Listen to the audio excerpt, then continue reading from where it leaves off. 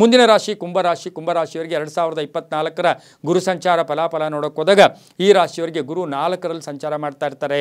ಕುಂಭರಾಶಿಯವರಿಗೆ 8, 10, 12ರ ದೃಷ್ಟಿ ಇರ್ತಕ್ಕಂಥ ಗುರು, ಹಾಗೆಯೇ 2 ಮತ್ತು 11ರ ಮನೆಯ ಅಧಿಪತಿ ಆಗಿರ್ತಕ್ಕಂಥ ಗುರು ಕುಂಭರಾಶಿಯವರಿಗೆ ಈ ವರ್ಷ ಗುರುಬಲ ಇರೋದಿಲ್ಲ. ಹಾಗೆಯೇ ಈ ವರ್ಷ ಇವರಿಗೆ ಶನಿ ಸ್ಥಿತನಾಗಿರ್ತಾನೆ. ಈ ವರ್ಷ ಇವರಿಗೆ ಮನೆ ಮತ್ತು ಮನೆ ಯೋಗ ಇರ್ತಕ್ಕಂಥದ್ದು, ತಾಯಿ ಆರೋಗ್ಯದಲ್ಲಿ ಸ್ವಲ್ಪ ಚಿಂತೆ ಕಾಡ್ತಕ್ಕಂಥದ್ದು, ಹಾಗೆ ಬುದ್ಧಿವಂತಿಕೆಯಿಂದ ಕೆಲಸ ಕಾರ್ಯಗಳು ಜಯಿಸ್ಕೊಂಡು ಹೋಗಬೇಕು. ಹಳೆಯ ವಿಷಯಗಳು ಬೇಡ. ಹಿತಶತ್ರುಗಳು ಅಂತಾರೆ, ಬಂಧುಗಳಿಂದ ಸ್ವಲ್ಪ ಕೋಪತಾಪಗಳಿಗೆ ಒಳಗಾಗ್ತಕ್ಕಂಥದ್ದು. ಹೂಡಿಕೆ ವಿಷಯದಲ್ಲಿ ಹುಷಾರಾಗಿರಿ. ಭೂಮಿಯಿಂದ ಶುಭ ಆಗುತ್ತೆ. ಯಂತ್ರಗಳ ವಿಷಯದಲ್ಲಿ ಜಾಗೃತಿಯಾಗಿರಬೇಕು. ಹಾಗೆಯೇ ಇವತ್ತು ಈಗಾಗಲೇ ಒಂದು ಒಳ್ಳೆ ಅಂಗಡಿ ನಡೆಸ್ತಾ ಇದ್ದೀರಾ, ಅದು ಬೇರೆಯವರ ಕಣ್ಣಿನ ದೃಷ್ಟಿಗೆ ಬಿದ್ದು ಈಗ ಅಂಗಡಿ ಖಾಲಿ ಮಾಡಬೇಕು.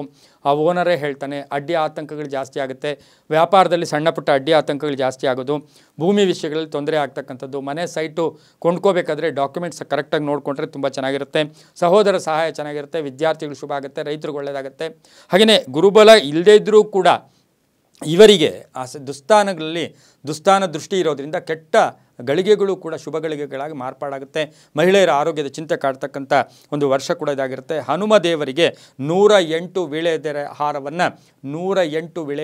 ಹಾರವನ್ನು ಅಮಾವಾಸ್ಯೆ ದಿವಸ ಹನುಮ ದೇವರಿಗೆ ಕೊಟ್ಟು ಬಂದಿದ್ದಾದರೆ ಒಳ್ಳೆಯದಾಗುತ್ತೆ. ಹಾಗೆ 21 ಬಾಳೆಹಣ್ಣನ್ನು ಆವತ್ತಿನ ದಿವಸ ದಾನ ಮಾಡ್ಕೊಳ್ಳಿ, ತುಂಬಾ ಒಳ್ಳೆಯದಾಗುತ್ತೆ.